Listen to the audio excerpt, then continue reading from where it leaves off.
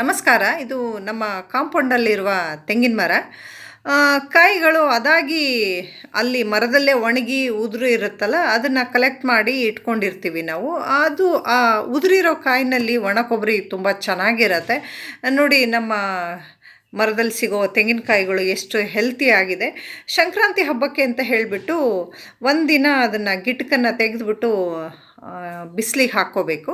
ಹಾಗಾಗಿ ಹಬ್ಬದ ತಯಾರಿ ಪ್ರಾರಂಭ ಆಗಿದೆ ನಮ್ಮಲ್ಲಿ. ನಮ್ಮ ತಂದೆ ನೋಡಿ ತೆಂಗಿನ ಕಾಯಿನ ಒಡೆದ್ಬಿಟ್ಟು ಗಿಟ್ಕನ್ನು ತೆಗಿತಾ ಇದ್ದಾರೆ.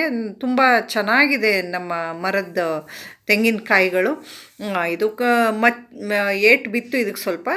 ಮತ್ತು ಇದನ್ನು ಅರ್ಧ ಅರ್ಧ ಪೀಸ್ ಮಾಡಿಬಿಟ್ಟು ಒಂದಿನ ಬಿಸಿಲಲ್ಲಿ ಒಣಗಿಸ್ತೀವಿ. ಮತ್ತು ಈ ಸಿಪ್ಪೆಗಳನ್ನು ಒಲೆಗೆ ಹಾಕ್ತೀವಿ. ನಮ್ಮ ಮನೆಯಲ್ಲಿ ಒಲೆ ಕೂಡ ಇಟ್ಕೊಂಡಿದ್ದೀವಿ. ಗೀಝರ್ ಮತ್ತು ಸೋಲಾರ್ ಅಲ್ಲದೆ ಒಲೆ ಕೂಡ ಉಪಯೋಗಿಸ್ತೀವಿ. ಮತ್ತೊಂದು ವಿಡಿಯೋ ಜೊತೆ ಮತ್ತೆ ಸಿಗ್ತೀನಿ. Thank you.